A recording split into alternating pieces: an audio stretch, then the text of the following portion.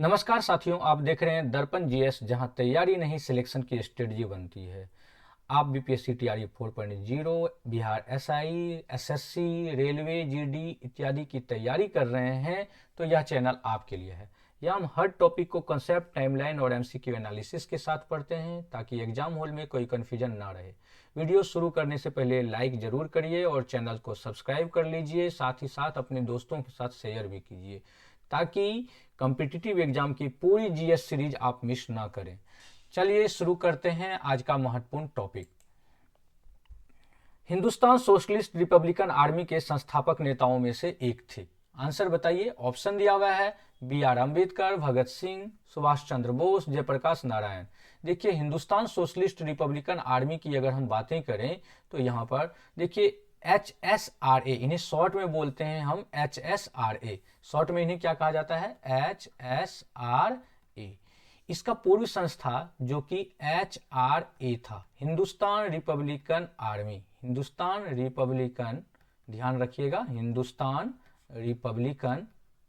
Republican army, ये इससे पूर्व की संस्था थी।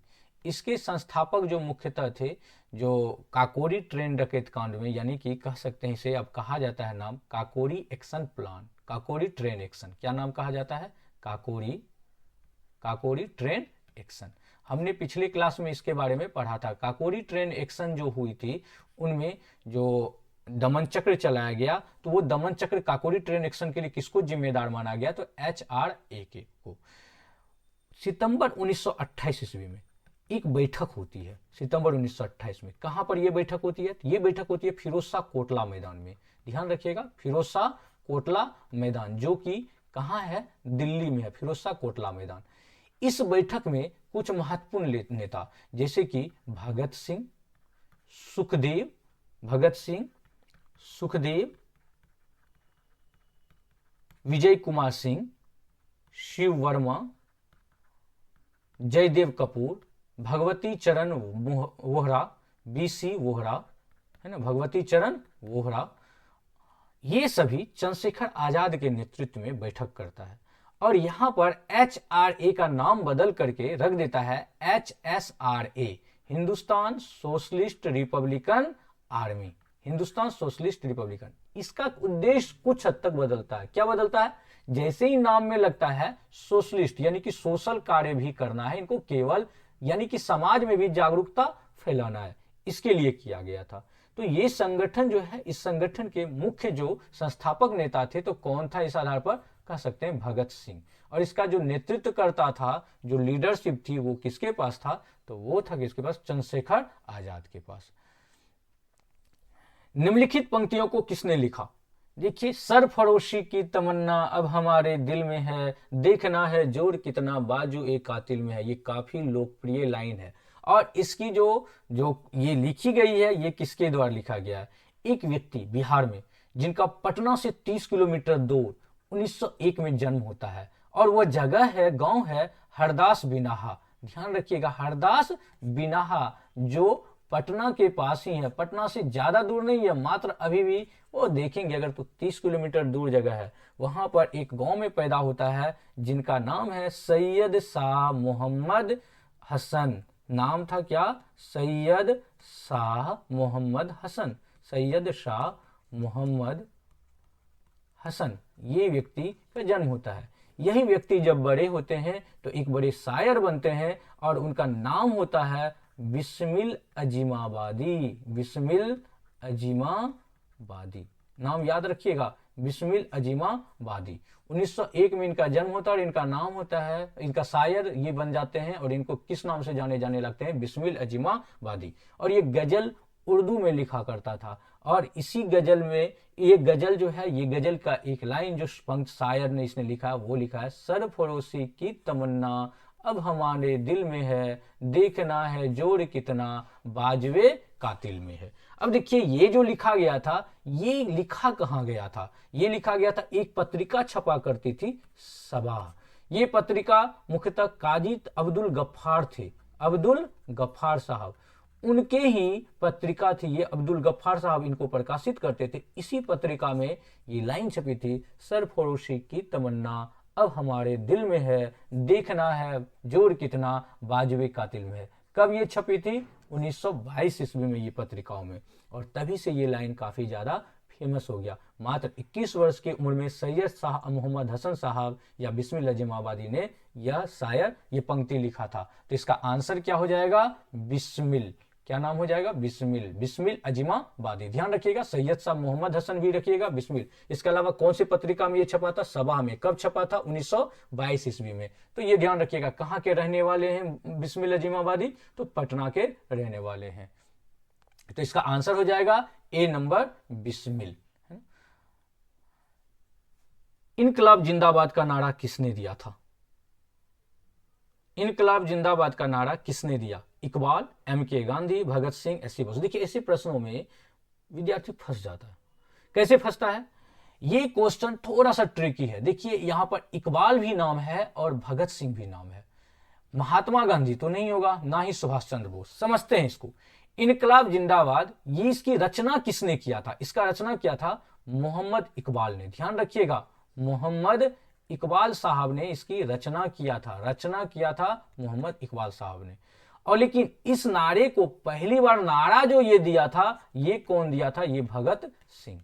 ध्यान रखिएगा, भगत सिंह ने यह नारा पहली बार दिया था, जिसके कारण यह नारा चर्चित हुआ, इनकलाब जिंदाबाद। देखिए क्या हुआ था, जब सेंट्रल लेजिस्लेटिव असेंबली बम कांड हुई थी, जो 8 अप्रैल 1929 को हुई थी। ध्यान रखिएगा, 8 अप्रैल 1929 को सेंट्रल लेजिस्लेटिव असेंबली बम कांड, सेंट्रल लेजिस्लेटिव असेंबली बम कांड जो हुआ था, ये समझते हैं इसको, सेंट्रल लेजिस्लेटिव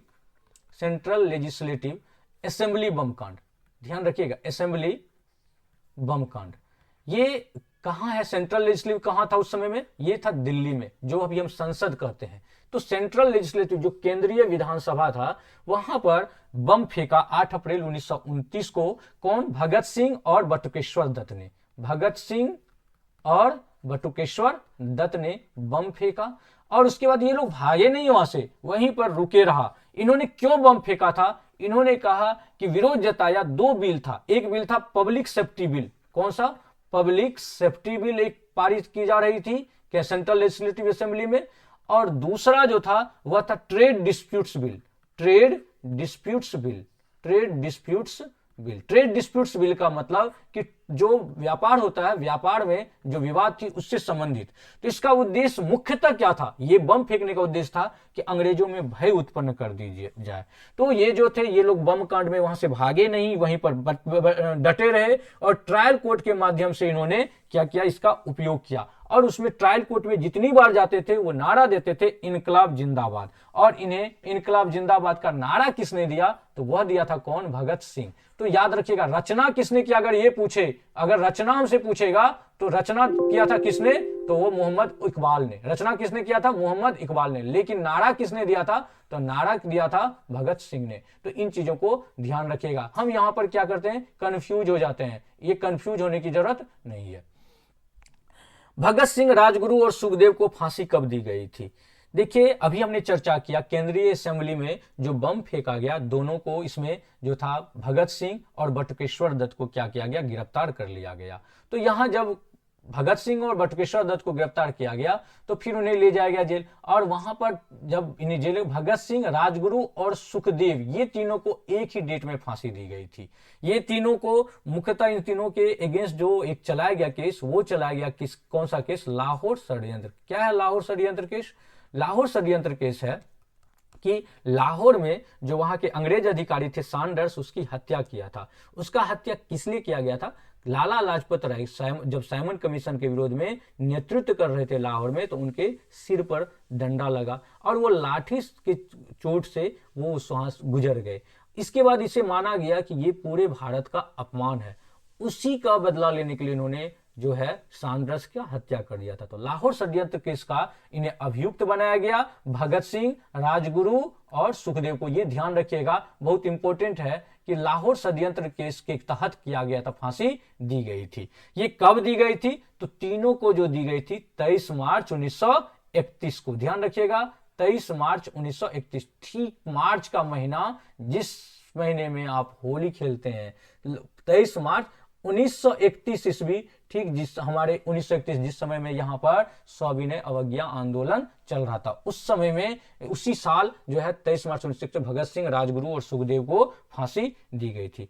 उनके फांसी देने से पूरे जो भारत में था, पूरे भारत में काफी ज्यादा शोक का माहौल या उदासी का माहौल कह सकते हैं छा गया था। देखिए जब भगत सिंह को फांसी दी गई थी, भगत सिंह का जन्म मुख्यतः कब हुआ था? भगत सिंह का जन्म हुआ था 1907 ईस्वी में, और फांसी कब दी गई थी? मार्च 1931 में। अब बताइए कितने साल के थे जब भगत सिंह को फांसी दी गई थी? एकदम बहुत नया उम्र का, एकदम नया युवा, और इतनी ज्यादा विकसित सोच इनका समाज के प्रति, लोगों के प्रति। ये मात्र 21 साल के थे, 21 साल के व्यक्ति जिन्होंने पूरे अंग्रेज के नींव को हिला रखा था। 21 साल से ज्यादा नहीं था इनका, जब ये बम फेंके थे उस समय में 21 साल का उम्र इनका हुआ करता था। अगला देखिए प्रश्न है, अनुशीलन समिति थी। अनुशीलन समिति ये अनुशीलन समिति क्या था? एक क्रांतिकारी संगठन था। क्या था ये अनुशीलन समिति? क्रांतिकारी संगठन। तो ध्यान रखिएगा, इसका आंसर क्या हो जाएगा? अनुशीलन समिति एक क्रांतिकारी संगठन था। नारी उत्थान के प्रति समर्पित था? नहीं। विधवा विवाह को प्रोत्साहित करने वाली? बिल्कुल नहीं। मजदूरों के कल्याण में रुचि रखने वाले? नहीं। ये क्या था? एक क्रांतिकारी संगठन था। देखिए अगर हम अनुशीलन समिति से प्रश्न, बीपीएससी का बहुत फेवरेट है अनुशीलन समिति, समझते हैं अनुशीलन समिति को। देखिए अनुशीलन समिति के बारे में जब हम कहते हैं, ये इन्हें इस तरह से समझिए अनुशीलन समिति को। देखिए अनुशीलन समिति, अगर हम देखें अनुशीलन समिति को, अनुशीलन समिति, अनुशीलन समिति, देखिए अनुशीलन समिति ये 3 जगह का संस्था, इसका ध्यान रखिएगा। अनुशीलन समिति में एक मिदनापुर जो बंगाल में है, यहां पर स्थापना किया गया था 1902 में, और इनके स्थापना करने वाले व्यक्ति का नाम था ज्ञानेंद्र नाथ बसु। डिटेल में जान लीजिए थोड़ी सी, ज्ञानेंद्र नाथ बसु। दूसरे स्थापना किया गया था ढाका में। ढाका में किया गया था कब? ढाका में किया गया था 1906 ईस्वी में। यहां पर बिहार जो पुलीन बिहारी दास थे, उन्होंने इसको संगठित किया था। पुलीन बिहारी दास, ध्यान रखिए, पुलीन बिहारी दास इन्होंने संगठित किया था। तीसरा कलकत्ता में शाखा किया गया था। कलकत्ता में 2 संदर्भ की जाती है, एक कहा जाता है 1902 की, और दूसरा भी 1902, और 1902 में ही कलकत्ता में एक माना जाता है शेखर, जो सतीश चंद्र बसु ने किया था। शेखर बंदोपाध्याय का किताब अगर आप पढ़ेंगे तो उसमें कही गई है सतीश चंद्र बसु ने अनुशीलन समिति का स्थापना कलकत्ता में किया था। वहीं अगर आप पढ़ेंगे सुमित सरकार की किताबें हिस्ट्री, तो वहां पर कहा गया जतेंद्र नाथ बनर्जी की चर्चा आता है। जतेंद्र नाथ बनर्जी, यही जतिन नाथ बनर्जी जिन्हें कहा जाता था बाघा जतिन। कौन सा जतिन? बाघ की तरह ये जाकर के अंग्रेजों को परेशान करते थे, तो बाघा जतिन कहा। और परमथनाथ मित्र, और कौन? परमथनाथ मित्र। ये 2 लोगों की चर्चा होती है कलकत्ता के अनुशीलन से। 1902 में जो है तो कुछ युवक जो थे उन्होंने क्या किया? आत्मोन्नति समिति का गठन किया। बारेंद्र घोष और भूपेंद्र नाथ दत्त थे, इन्होंने 1906 में युगांतर का प्रकाशन किया। और हेमचंद्र जो कानूनगो थे वो यहां पर इस संगठन में बम विशेषज्ञ माने जाते थे। 1913 ईस्वी में, जो बीपीएससी का बहुत फेवरेट है, ध्यान रखिएगा,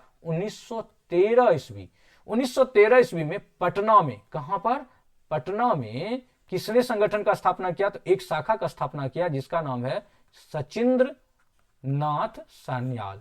सचिंद्र नाथ सान्याल ने कहां पर स्थापना किया था? पटना में जो है अनुशीलन समिति का स्थापना किया था। कब किया था? 1913 ईस्वी में। इसको एकदम दिमाग में पूरी तरह बैठा लीजिए, ये काफी पूछा जाता है। तो अनुशीलन समिति के जो स्थापना हुई थी अनुशीलन समिति की, वह मुख्यतः 1902 में हुई थी, लेकिन पटना में कब हुआ था? पटना में 1913 में। तो अब सवाल पर आते हैं हम कि अनुशीलन समिति थी नारी उत्थान के प्रति समर्पित या विधवा, ये कौन सी समिति थी? एक क्रांतिकारी संगठन था। 1913 में पटना में अनुशीलन समिति की एक शाखा की स्थापना किसने की थी? बिल्कुल सचिंद्र नाथ सान्याल ने। किसने किया था? अभी हमने पढ़ा, सचिंद्र नाथ सान्याल ने पटना में अनुशीलन समिति का स्थापना किया था। यही है सचिंद्र नाथ सान्याल साहब। चिटगांव शस्त्र छापामारी की योजना बनाई गई थी, किनके द्वारा? चटगांव शस्त्रागार, जो चटगांव, ध्यान रखिएगा, चटगांव, कौन सा? चटगांव। चटगांव शस्त्र छापामारी की योजना बनाई गई थी। किनके द्वारा बनाई गई थी? देखिए, इन्होंने योजना बनाया था उन्हें मास्टर दा के नाम से जाना जाता है। किन्हें मास्टर दा के नाम से जाना जाता है? सूर्यसेन साहब। ये सूर्यसेन साहब हैं, इनको मास्टर दा के नाम से ये प्रसिद्ध थे। सूर्यसेन ने बंगाल में, मास्टर दा ने बंगाल में एक संगठन है उसका स्थापना किया जिसका नाम है IRA, इंडियन रिपब्लिकन एसोसिएशन। ध्यान रखिएगा, इंडियन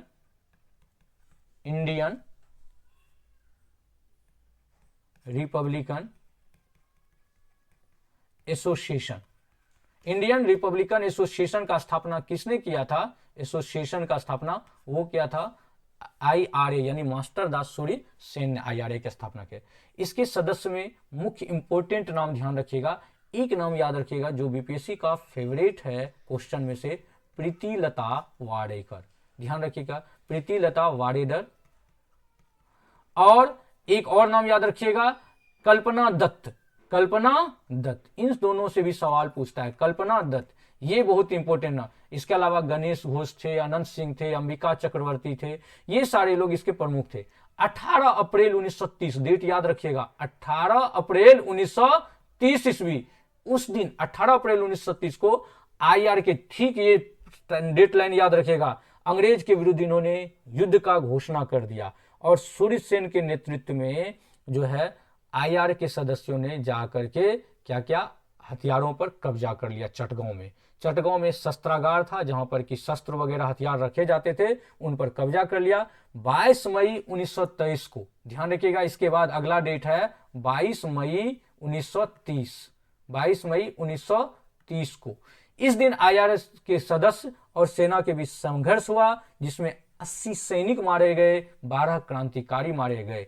16 फरवरी 1933 को सूर्यसेन को गिरफ्तार कर लिया गया, उनके ऊपर मुकदमा चला और मुकदमा चलने के बाद 12 जनवरी 1934, ध्यान रखिएगा, 12 जनवरी 1934 को उन्हें फांसी की सजा दे दी गई। किनको? सूर्यसेन साहब को। तो चटगांव शस्त्र छापामारी की योजना बनाई थी किसने? सूर्यसेन साहब ने, ध्यान रखिएगा। अगला प्रश्न है, निष्क्रिय विरोध के सिद्धांत का प्रतिपादन किया। देखिए, निष्क्रिय विरोध के सिद्धांत का प्रतिपादन किसने किया था? ये बिल्कुल अरविंद घोष ने किया था। किसने किया था? अरविंद घोष ने। अरविंद घोष ने एक पुस्तक लिखा था जिसका नाम है वंदे मातरम। वंदे मातरम, ये पुस्तक किसने लिखा था? अरविंद घोष ने। ध्यान रखिएगा, वंदे मातरम जो हमारा राष्ट्रीय गीत है वो किसने लिखा था? वह लिखा था, बताइए आप हमारे कमेंट बॉक्स में लिखिए कि वंदे, हमने पिछले क्लास में, अगर आप पिछले क्लास नहीं देखे हैं तो आप जाकर के प्लेलिस्ट में देख सकते हैं। आप सीरीज हम चला रहे हैं, अभी हिस्ट्री का सीरीज चल रहा है, आप एक तरफ से पूरी हिस्ट्री का सीरीज देखिए, आपकी पूरी तैयारी बेहतर होगी और आप जा करके एग्जाम में बेहतर करेंगे। अगर आप अभी भी हमारे चैनल पर नए हैं तो लाइक कर दीजिए, सब्सक्राइब करिए, अपने दोस्तों के साथ शेयर करिए और साथ ही साथ कमेंट बॉक्स में भी आंसर लिखते रहिए। निष्क्रिय विरोध के सिद्धांत का प्रतिपादन किसने किया था? तो वो किया था अरविंद घोष ने। किस पुस्तक में किया था? तो वंदे मातरम में किया था। चट्टोपाध्याय साहब ने राष्ट्रगीत लिखा था, बताइए, बंकिम चंद्र चट्टोपाध्याय, उन्होंने लिखा था राष्ट्रगीत वंदे मातरम। लेकिन वंदे मातरम पुस्तक किसने लिखा है? अरविंद घोष। ध्यान रखिएगा, इसमें कभी बिल्कुल नहीं। इन्होंने कहा था इस पुस्तक में कि अंग्रेजों को भारत तुरंत छोड़ देना चाहिए, जब तक अंग्रेज ऐसा नहीं करते तब तक उसके विरुद्ध विरोध प्रदर्शन करते रहना चाहिए। यही निष्क्रिय विरोध था। इस सिद्धांत का प्रतिपादन उन्होंने वंदे मातरम में किया था। नेक्स्ट है, गदर क्रांति छिड़ने का सबसे महत्वपूर्ण कारण क्या था? देखिए, जैसा कि हम पिछली क्लास से पढ़ते आ रहे हैं, 1913 में सोहन सिंह भाखना के नेतृत्व में, किनके नेतृत्व में? सोहन सिंह भाखना के नेतृत्व में पोर्टलैंड में, जो पोर्टलैंड था, जगह है पोर्टलैंड, वहां पर एक संगठन की स्थापना होती है जिसका नाम है Hindustan Association of the Pacific Coast. इस संस्था में गदर नामक अखबार निकाला, जिससे इस संस्था का नाम, जो Hindustan Association of the Pacific Coast था, क्या नाम था उस संगठन का जो स्थापना किया था? नाम ध्यान रखिएगा, हिंदुस्तान एसोसिएशन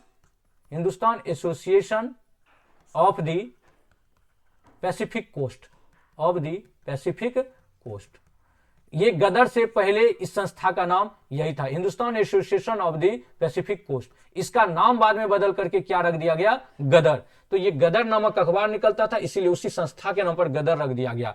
इसके जो मुख्य मत पथ प्रदर्शक थे वो कौन थे, लाला हरदयाल। क्या था नाम उनका, लाला हरदयाल। लाला हरदयाल साहब को हम देख सकते हैं, लाला हरदयाल साहब। इनके और भी अन्य सदस्य थे, जो रामचंद्र बरकतुल्ला, रास बिहारी बोस, राजा महेंद्र प्रताप, भाई परमानंद, इसके अलावा करतार सिंह सराभा, ये सारे लोग। तो गदर क्रांति छिड़ने का जो सबसे महत्वपूर्ण कारण था वो क्या था कि इसमें स्वदेशी आंदोलन पूरी तरह निष्क्रिय हो गई थी। भारतीय राष्ट्रवाद जो था, उनके जो भारतीय राष्ट्रवाद के लोग, वो लोग भी बहुत निष्क्रिय हो गए थे। 1914 में अचानक प्रथम विश्व युद्ध हुआ और भारतीय राष्ट्रीय जो आंदोलनकारी थे उसको झकझोर दिया, उसको पूरी तरह अंदर से परेशान कर दिया। उस समय यह धारणा बनी थी कि ब्रिटेन पर अगर किसी भी तरह का संकट आता है तो वो भारत के हित में नहीं है। उनके लिए यह मौका है प्रथम विश्व युद्ध कि इस मौके का कई जगहों पर उन्होंने फायदा उठाया जाए। तो उत्तरी अमेरिका में जो गदर क्रांतिकारी थे और भारत में लोकमान्य तिलक, एनी बेसेंट, ये सारे लोग स्वदेशी संगठन को एक लाभ के रूप में उठाना चाहते थे। इसी कारण इन्होंने सशस्त्र संघर्ष के माध्यम से अंग्रेजी हुकूमत को हटाने का प्रयास किया। तो गदर क्रांति छिड़ने का मुख्यतः कारण क्या था, प्रथम महायुद्ध का शुरू होना। क्या था आंसर इसका, क्या हो जाएगा, सी नंबर, प्रथम महायुद्ध का छिड़ जाना। देखिए गदर प्रांत की स्थापना कहां की गई थी, तो अगर आपसे पूछे तो गदर प्रांत की जो स्थापना की गई थी वो यूएसए में की गई थी। यूएसए में कब की गई थी, 21 अप्रैल 1913 को, ध्यान रखिएगा, 21 अप्रैल 1913 ईस्वी को की गई थी। इसका मुख्यालय कहां था, इसका मुख्यालय सैन फ्रांसिस्को इसका मुख्यालय है ना। और अमेरिका और कनाडा में रह रहे भारतीयों के सहयोग से इसकी स्थापना की गई थी। तो ध्यान रखिएगा गदर क्रांति के संदर्भ में। अगला है प्रश्न, स्वराज आम जनता के लिए होना चाहिए, केवल वर्गों के लिए नहीं। यह बात किसने कहा था, स्वराज आम जनता के लिए होना चाहिए, केवल वर्गों के लिए नहीं। बताइए इसका किसने ये बातें कहा था। बिल्कुल सही आप जा रहे हैं, सी राजगोपालाचारी ने। सी राजगोपालाचारी की मान्यता था कि स्वराज जो है जन सामान्य हेतु होनी चाहिए, ना कि केवल जो कुलीन वर्ग हैं, अमीर वर्ग हैं, अभिजात वर्ग हैं उनके लिए।